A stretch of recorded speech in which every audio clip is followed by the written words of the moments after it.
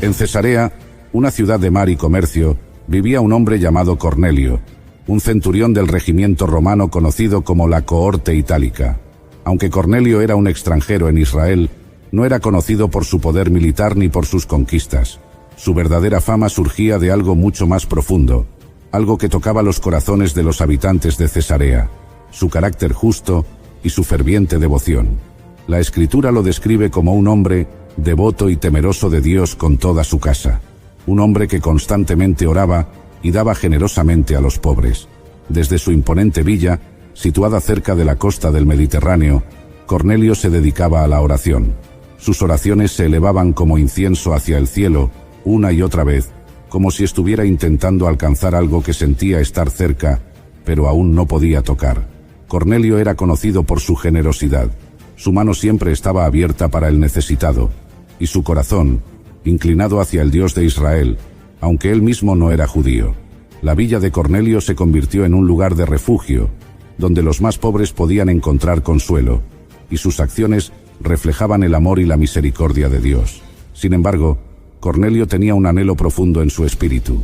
A pesar de su vida de devoción y de servicio a otros, sentía que algo faltaba, una pieza esencial en su búsqueda de Dios. Había oído de Jesús de Nazaret y de los milagros que había realizado, pero aún no había tenido el privilegio de entender plenamente ese mensaje.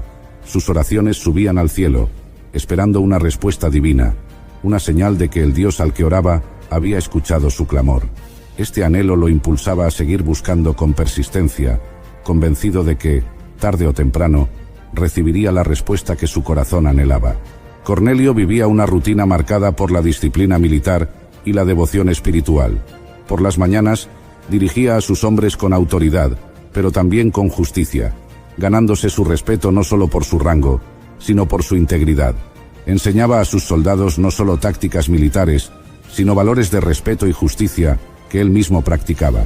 Cornelio creía firmemente que un verdadero líder debía servir de ejemplo y actuar con rectitud, y eso lo diferenciaba de muchos otros comandantes. Por las tardes, al caer el sol, Cornelio se retiraba a su habitación, lejos del ruido y las exigencias de la vida militar. Alzaba sus manos hacia el cielo, invocando al Dios de Israel. Su voz se elevaba en oración, su corazón lleno de esperanza y reverencia. Los sirvientes de su casa, algunos de los cuales también se habían vuelto devotos, lo escuchaban y se unían a él, admirando la fe inquebrantable de su maestro. Para Cornelio, la oración no era solo una rutina, era su conexión personal con el Dios que él sabía que lo escuchaba, aunque todavía no conociera todo el plan divino. En la comunidad, Cornelio era visto con diversos sentimientos. Los pobres y necesitados lo veían como un protector, una figura de bondad. Los judíos más devotos, sin embargo, a menudo lo veían con sospecha. ¿Cómo podría un gentil ser aceptable para nuestro Dios? Drenia, murmuraban algunos. Pero Cornelio no se desanimaba. Sabía que el Dios de Israel era más grande que las divisiones humanas, y confiaba en que él también podía encontrar favor ante sus ojos. Cornelio se mantenía firme en su fe, seguro de que Dios juzgaba los corazones más que las apariencias externas o las etiquetas humanas. Era la hora novena, el momento del día reservado para la oración vespertina. Cornelio estaba solo, en medio de su ritual diario, cuando de repente una luz deslumbrante llenó la habitación. Se detuvo, sus ojos se abrieron de par en par, y ante él apareció un ángel del Señor. Su corazón palpitaba con fuerza, el temor se apoderó de él, pero la presencia del mensajero divino emanaba paz. Sentía que algo grande estaba por suceder, algo que cambiaría su vida para siempre. El ángel lo llamó por su nombre, Cornelio. El centurión, asombrado y aún un poco temeroso, respondió, y el ángel continuó: tus oraciones y tus limosnas han subido como memorial delante de Dios. Ahora, envía hombres a Jope y haz venir a Simón, que también se llama Pedro. Él se hospeda con un curtidor llamado Simón, junto al mar. Las palabras del ángel llenaron el corazón de Cornelio de esperanza. Había sido escuchado. Sus oraciones habían llegado hasta el trono de Dios. Sin perder tiempo, llamó a 2 de sus sirvientes y a uno de sus soldados más leales, también temeroso de Dios, y los envió a Jope con instrucciones precisas para buscar a Pedro. Mientras los mensajeros de Cornelio emprendían su camino hacia Jope, Pedro, el apóstol de Cristo, Estaba en la azotea de la casa de Simón el curtidor. Era mediodía, y mientras esperaba que prepararan la comida, decidió orar. En ese momento, Pedro tuvo una visión que cambiaría el curso de la historia del cristianismo. Vio un gran lienzo que descendía del cielo, lleno de toda clase de animales impuros según la ley judía, y escuchó una voz que le decía: «Levántate, Pedro, mata y come». Pedro, fiel a sus costumbres y a las leyes de pureza, respondió con firmeza: «Señor, nunca he comido nada impuro o inmundo». Pero la voz insistió: «Lo que Dios ha limpiado, no lo llames impuro». Esta visión se repitió 3 veces, y luego el lienzo fue llevado nuevamente al cielo. Pedro se quedó perplejo, intentando comprender el significado de la visión. No sabía que esta experiencia sería la clave para la expansión del Evangelio hacia los gentiles. Mientras Pedro se preguntaba qué significaba esta visión, los hombres enviados por Cornelio llegaron a la puerta de la casa de Simón el curtidor. El Espíritu Santo habló a Pedro y le dijo que bajara y los acompañara sin dudar, porque él mismo los había enviado. Pedro obedeció, y al día siguiente partió con ellos hacia Cesarea. En el camino, Pedro reflexionaba sobre la visión y se preguntaba qué propósito tenía Dios al llevarlo hasta la casa de un gentil. Cuando llegaron a Cesarea, Cornelio ya los estaba esperando. Había reunido a sus familiares y amigos más cercanos, llenando su casa con aquellos que también tenían sed de conocer la verdad. Al ver a Pedro entrar, Cornelio se postró ante él en reverencia. Pero Pedro con humildad lo levantó diciendo: «Levántate, pues yo también soy hombre». Pedro comprendió que, aunque ellos provenían de mundos diferentes, ambos estaban bajo el mismo Dios, y eso los hacía iguales. Pedro comenzó a hablar, y las palabras del Evangelio resonaron en la sala. Habló del ministerio de Jesús, de cómo había pasado haciendo el bien y sanando a todos los oprimidos por el diablo. Relató cómo fue crucificado, y cómo al tercer día Dios lo resucitó, dándoles a él y a los otros apóstoles el mandato de predicar y testificar que Jesús era el Señor de todos. Pedro les explicó que en Cristo todos tenían acceso a la salvación, y que Dios estaba llamando a cada uno de ellos a una nueva vida en él. Mientras Pedro hablaba, algo maravilloso ocurrió. El Espíritu Santo descendió sobre todos los que escuchaban, incluso sobre los gentiles que estaban allí. Los presentes comenzaron a hablar en lenguas y a alabar a Dios, tal como había sucedido en el día de Pentecostés. Los creyentes judíos que habían acompañado a Pedro se quedaron atónitos. No podían creer que el don del Espíritu Santo hubiera sido derramado también sobre los gentiles.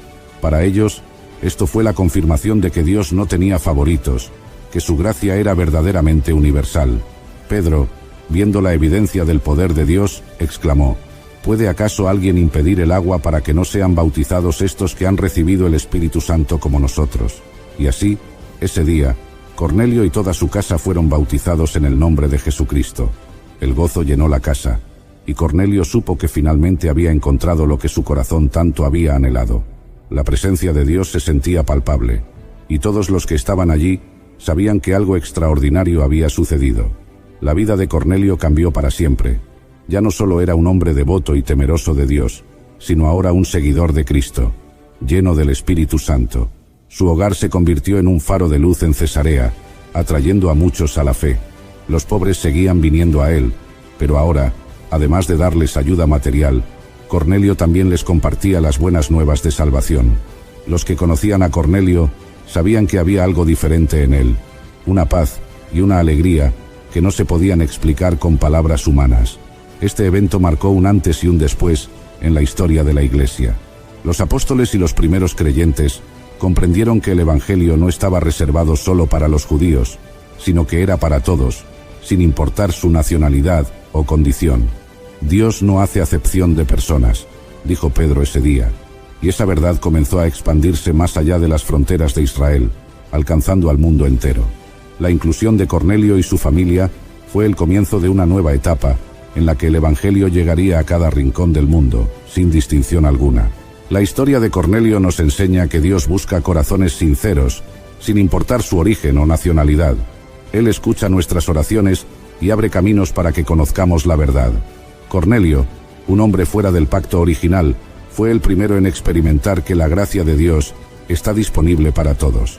Su vida es un testimonio de cómo la fe genuina y el deseo de buscar a Dios pueden romper barreras y cambiar la historia. Así, su historia nos recuerda que todo aquel que en él cree no será avergonzado. Dios mira más allá de las etiquetas humanas y ve el corazón. Si buscamos a Dios con sinceridad, Él siempre encontrará la manera de revelarse a nosotros, tal como lo hizo con Cornelio. Y así, el Evangelio sigue avanzando, tocando corazones y trayendo salvación a todos los rincones del mundo, sin distinción alguna. Que la historia de Cornelio nos inspire a ser buscadores incansables de la verdad, confiando en que Dios tiene un propósito para cada uno de nosotros. En aquel día sombrío y crucial en la historia, yo, un centurión romano, estaba presente supervisando la crucifixión de Jesús. Era un soldado endurecido por la guerra, acostumbrado a la brutalidad y la muerte, pero algo en ese evento específico estaba a punto de cambiar mi vida para siempre. Mi responsabilidad era garantizar que la ejecución ocurriera sin problemas. Estaba acostumbrado a seguir órdenes rígidas y a mantener el orden en medio del caos. Sin embargo, ese día sería extraordinariamente diferente de cualquier otro que había experimentado. Yo soy el centurión romano que traspasó el costado de Jesús en la crucifixión, y esta es mi historia. Mi posición exigía un carácter frío y eficiente. Era responsable de 100 soldados, y mi ascenso en las filas del ejército romano se debió a mi valentía, inteligencia y habilidad para manejar situaciones extremas. El papel que desempeñaba requería una capacidad para separar mis emociones del deber. No obstante, los eventos de ese día desafiarían esa separación, obligándome a confrontar mis propias creencias y emociones. Mientras observaba a Jesús ser llevado a la crucifixión, no podía ignorar la dignidad con la que enfrentaba su muerte inminente. Estaba acostumbrado a ver a hombres suplicar por sus vidas, maldecir a sus verdugos o sucumbir a la desesperación. Sin embargo, Jesús mantenía una calma impresionante incluso mientras era torturado y ridiculizado. Esa serenidad comenzó a sembrar una semilla de duda y curiosidad en mi corazón. La multitud que asistía a la crucifixión estaba en frenesí, instigada por los líderes religiosos que querían ver a Jesús muerto. Para mí, eso era solo otro día de trabajo, otra ejecución para mantener la paz romana. La tarea de supervisar crucifixiones era para mí una rutina sombría, pero necesaria para mantener el orden y la autoridad del Imperio Romano. La crucifixión de Jesús, no obstante, comenzó a destacar de todas las demás que había presenciado. Durante el juicio, el sumo sacerdote desafió a Jesús a declararse el Hijo de Dios. Jesús, con firmeza, confirmó, causando un impacto profundo en mí que presenciaba todo. «Tú lo has dicho», respondió Jesús. Esta declaración fue un punto de inflexión. El sumo sacerdote rasgó sus vestiduras, acusando a Jesús de blasfemia, lo que llevó a su condena. Presente durante este intercambio, vi la calma y la autoridad con que Jesús respondió a las acusaciones. No se defendió ni suplicó por misericordia, en cambio, afirmó su identidad divina, sabiendo que eso sellaría su destino. Este comportamiento contrastaba fuertemente con el de otros condenados, que a menudo recurrían a la desesperación o la negación. Jesús fue llevado al pretorio, donde los soldados se reunieron a su alrededor, burlándose e infligiendo un dolor indescriptible. Lo desnudaron, le pusieron un manto escarlata y trenzaron una corona de espinas colocándola en su cabeza. Luego le dieron una caña simbolizando un cetro y se arrodillaron ante él en burla diciendo: «Salve, Rey de los judíos». Le escupían, tomaban la caña y golpeaban su cabeza repetidamente. Observando todo esto, no pude evitar notar la dignidad de Jesús ante tanta humillación. Cualquier otro hombre habría suplicado por misericordia o gritado de dolor, pero Jesús se mantuvo en silencio, soportando el sufrimiento con una tranquilidad que desafiaba la comprensión humana. A medida que Jesús enfrentaba más humillaciones y torturas, su respuesta permanecía constante. No maldijo a sus verdugos ni intentó escapar. En cambio, continuó demostrando una fuerza tranquila que desafiaba mi comprensión. Esa fuerza no era física sino espiritual, y comenzaba a despertar una nueva percepción en mí, un soldado endurecido. La multitud, incitada por los líderes religiosos, exigía la crucifixión de Jesús. Pilato, cediendo a la presión, entregó a Jesús a los soldados. nuevamente vi la calma de Jesús en medio del caos. «Crucifícalo, crucifícalo», resonaban los gritos de la multitud, mientras Pilato se lavaba las manos, simbolizando su intento de eximirse de la culpa por la condena de un hombre inocente. Estaba acostumbrado a la violencia y la sed de sangre de las multitudes. Había visto muchas veces a las masas exigir la muerte de los condenados. Sin embargo, la intensidad del odio dirigido a Jesús era inusual. Sabía que los líderes religiosos estaban detrás de eso, manipulando a la multitud para asegurar la ejecución de Jesús. Esa manipulación no era nueva, pero el blanco de su odio era lo que me perturbaba. Mientras Jesús cargaba su cruz por las estrechas calles de Jerusalén, cayendo bajo el peso, me vi obligado a intervenir, ordenando a Simón de Cirene que ayudara a cargar la cruz. Este simple acto de compasión, ordenado por mí, mostró que incluso en mi papel de ejecutor no era insensible al sufrimiento humano. Vi en Jesús a un hombre que no merecía ese destino. A medida que la procesión avanzaba, la multitud continuaba burlándose e insultando a Jesús. Sin embargo, Jesús no devolvió el odio, permaneció en silencio, soportando todo con una dignidad que desafiaba las expectativas. Ese comportamiento contrastaba con la reacción típica de otros condenados, que frecuentemente responden a la violencia con violencia o desesperación. Cuando llegaron al lugar, clavaron a Jesús en la cruz y la elevaron entre dos ladrones, cumpliendo la profecía de Isaías sobre él ser contado entre los transgresores. La multitud continuaba burlándose de él, y los líderes religiosos lo desafiaban a bajar de la cruz si realmente era el Hijo de Dios. Incluso uno de los criminales crucificados a su lado se unió a las burlas de la multitud. Pero Jesús permaneció en silencio, demostrando una fuerza interior que confundía a sus ejecutores. Mientras Jesús era clavado en la cruz, no expresó odio ni ira. Por el contrario, pidió al Padre que perdonara a aquellos que lo crucificaban, incluyendo a mí mismo. «Padre, perdónales porque no saben lo que hacen». Estas palabras, pronunciadas en medio de la agonía, revelaron una profundidad de amor y compasión que desarmó mi corazón. Acostumbrado a escuchar gritos de dolor y maldiciones, me sorprendió esta oración. Nunca antes había presenciado a un hombre, especialmente uno que estaba siendo ejecutado de manera tan cruel, pedir perdón para sus verdugos. Esta demostración de misericordia comenzó a romper la dureza de mi corazón, plantando en mí una semilla de duda sobre todo lo que había conocido y creído. A medida que las horas pasaban, la naturaleza también comenzó a reaccionar al sufrimiento de Jesús. La oscuridad cayó sobre la tierra al mediodía, durando hasta las 3 de la tarde. Este fenómeno sobrenatural aumentó el sentimiento de pavor y reverencia entre los presentes. Viendo la creación reaccionar de manera tan dramática, me vi obligado a reconocer que algo mucho más grande estaba sucediendo. La oración de Jesús, pidiendo perdón para sus verdugos, resonaba en mi mente. Nunca antes había oído a alguien orar por sus enemigos de esa manera. Esta demostración de amor y compasión contrastaba fuertemente con la brutalidad del acto de crucifixión. Comencé a preguntarme quién era este hombre que podía amar tan profundamente incluso en medio de la tortura. Mientras los soldados echaban suertes, Jesús continuaba sufriendo en silencio, mostrando una resistencia y una serenidad que desafiaban la comprensión humana. Para mí, cada momento aumentaba mi convicción de que este no era un hombre común. Reflexionaba sobre las historias y los milagros que había oído sobre Jesús, y me preguntaba cómo alguien con tanto poder y compasión podía ser condenado a muerte. Y Jesús, clamando otra vez con gran voz, entregó el Espíritu. Y he aquí que el velo del templo se rasgó en dos, de arriba a abajo. La tierra tembló y las piedras se partieron. Estos eventos físicos reflejaban la magnitud espiritual de lo que estaba ocurriendo. El velo del templo, que separaba el lugar santísimo, fue rasgado, simbolizando la nueva alianza entre Dios y la humanidad a través del sacrificio de Jesús. Era viernes, y al día siguiente sería la fiesta de la Pascua, una celebración sagrada para los judíos. Los jefes judíos no querían que en el día sábado los 3 hombres siguieran colgados en las cruces, porque ese sería un sábado muy especial.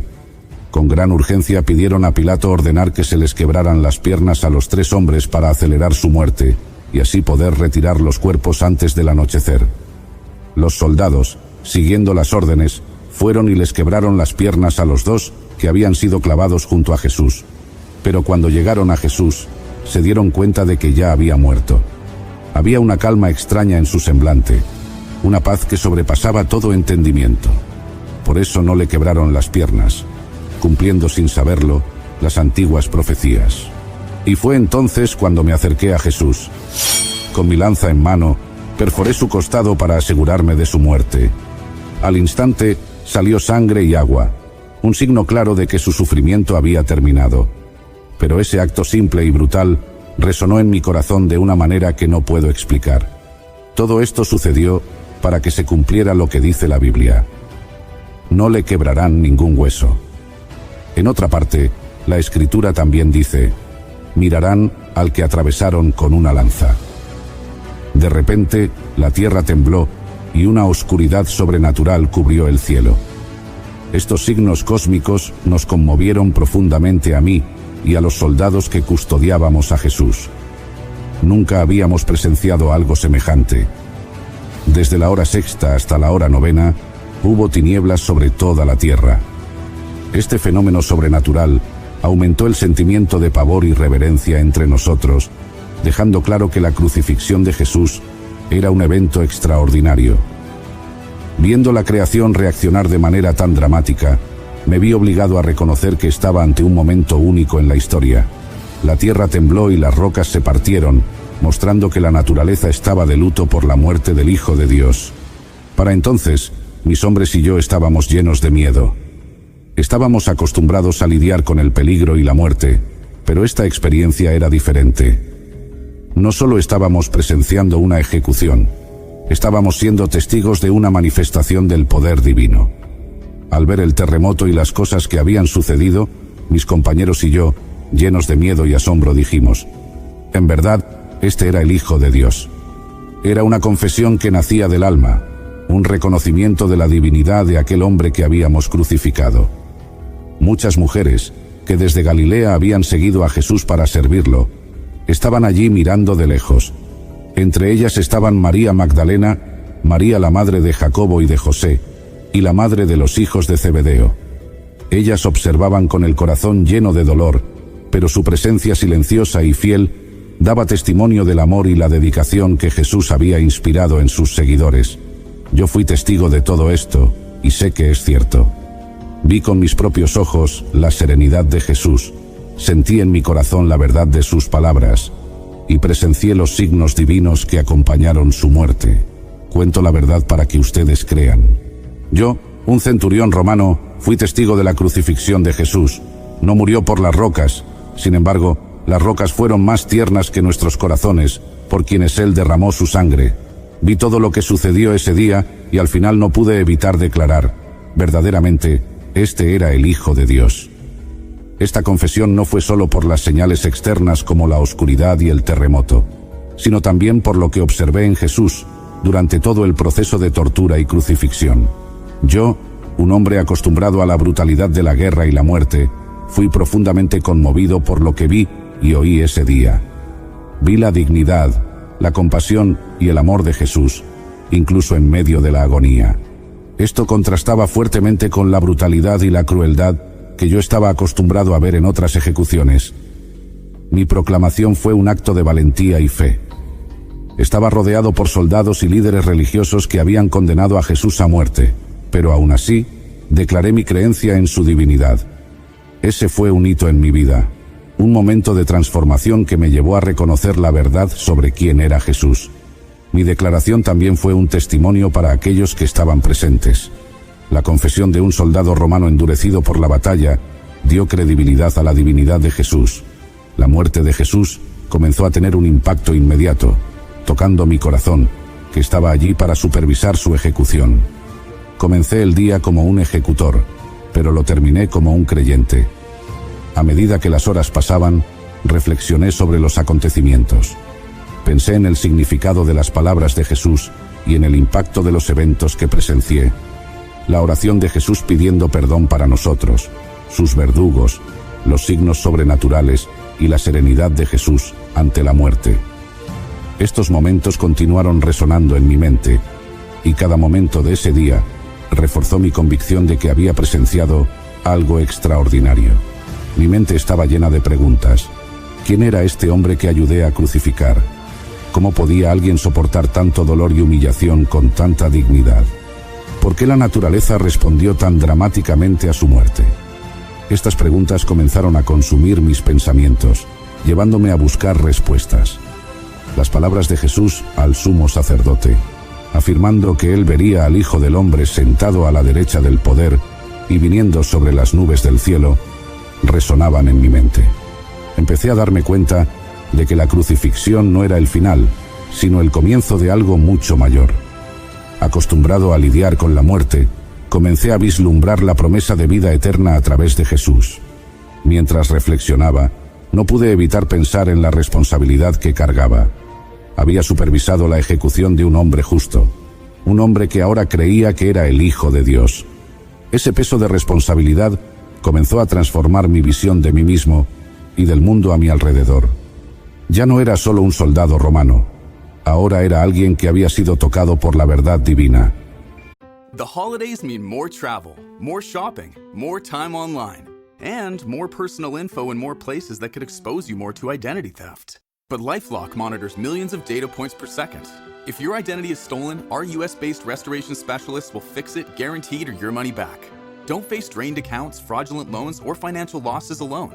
Get more holiday fun and less holiday worry with LifeLock. Save up to 40% your first year. Visit lifelock.com/podcast. Terms apply. Algo dentro de mí empezó a cambiar. Yo, un soldado endurecido por la guerra y la muerte, sentí mi corazón ser tocado por el mensaje de amor y perdón de Jesús. La brutalidad que había presenciado y participado a lo largo de mi carrera ahora parecía vacía y sin sentido ante la compasión y la misericordia que Jesús demostró en la cruz. Comencé a sentir una nueva conciencia espiritual despertando dentro de mí. Había visto a muchos hombres morir, pero la muerte de Jesús era diferente. Había una santidad y una paz en la forma en que Jesús enfrentó su ejecución que era imposible de ignorar. Esta experiencia empezó a romper la dureza de mi corazón, llevándome a reconsiderar mis creencias y valores. Mi transformación interior no fue inmediata, sino gradual. A medida que reflexionaba sobre los eventos de ese día, sentí una creciente necesidad de buscar la verdad. Empecé a preguntarme sobre el significado de la vida y la muerte, y sobre el propósito de mi propia existencia.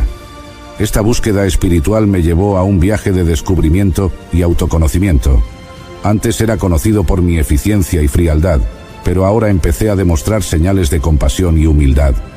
Comencé a tratar a mis subordinados y prisioneros con más humanidad, reflejando la influencia de Jesús en mi vida. Mi transformación interior fue un testimonio del poder de la cruz para cambiar corazones y mentes, llevándome a una nueva comprensión de amor y justicia. El impacto de ese día no se limitó solo a mí.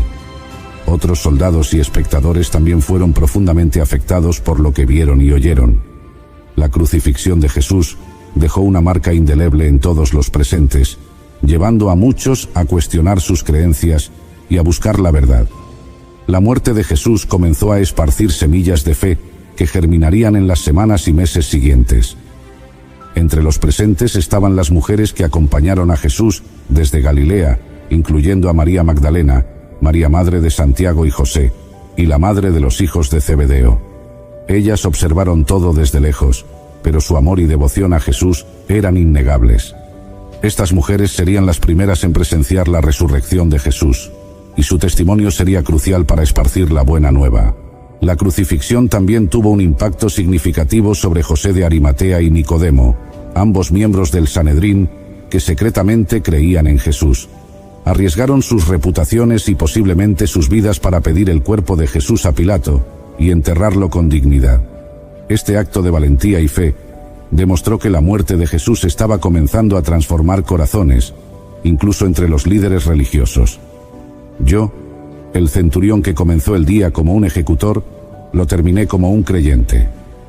Mi declaración de fe fue un hito en la historia de la salvación, mostrando que incluso los más endurecidos pueden ser tocados por la gracia divina. Mi transformación sirvió como un poderoso testimonio del poder redentor de la cruz, inspirando a otros a buscar la verdad y a abrazar la fe en Jesús.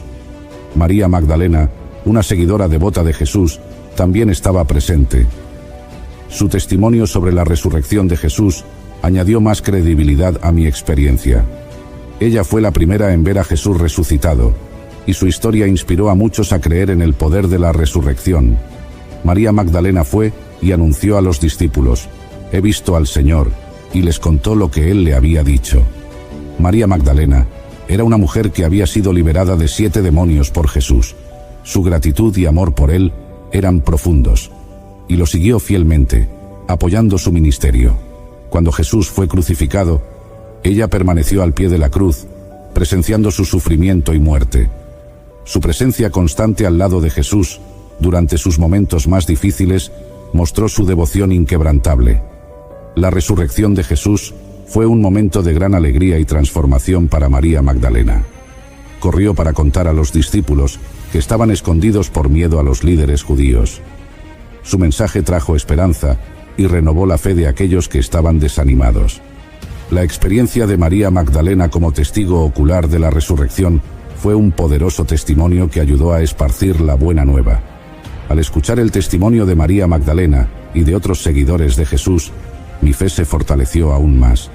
La resurrección de Jesús confirmó todo lo que había presenciado durante la crucifixión. Vi que la muerte no tenía la última palabra y que la vida eterna era una realidad prometida por Jesús. Este entendimiento profundo me llevó a compartir mi propia experiencia y fe con otros. Después de la resurrección de Jesús, comencé a compartir mi experiencia con otros. Conté cómo había presenciado los eventos extraordinarios en la crucifixión, incluyendo los signos sobrenaturales y la compasión de Jesús. Mi historia conmovió muchos corazones y llevó a muchos a la fe en Cristo. Me convertí en uno de los primeros en reconocer públicamente la divinidad de Jesús, mostrando que el mensaje de Jesús era para todos, judíos y gentiles. La crucifixión y la resurrección de Jesús tuvieron un impacto profundo y duradero. Mi historia, de comenzar el día como un ejecutor y terminarlo como un creyente, es un poderoso testimonio del poder transformador de la cruz. El mensaje de Jesús continúa tocando corazones y cambiando vidas, tal como lo hizo hace más de 2000 años. Que todos podamos ser inspirados por la fe y el amor de Jesús, siguiendo su ejemplo de compasión y misericordia. El sacrificio de Jesús en la cruz es el acto supremo de amor y gracia de Dios para con la humanidad. Cumple las promesas y profecías del Antiguo Testamento, establece una nueva alianza, trae redención, justificación y reconciliación, y ofrece la promesa de la vida eterna. Este evento central del cristianismo revela el corazón de Dios y su plan de salvación para toda la humanidad. Es una invitación para todos a reconciliarse con Dios a través de la fe en Jesucristo y a experimentar la transformación que viene de la gracia redentora de Dios. Gracias por llegar hasta el final de este episodio de Historias Sagradas. Si te ha gustado este video, no olvides darle un me gusta y compartirlo con tus amigos y familiares. Suscríbete a nuestro canal y activa la campanita para no perderte ninguno de nuestros próximos episodios. Hasta la próxima, y que Dios te bendiga abundantemente.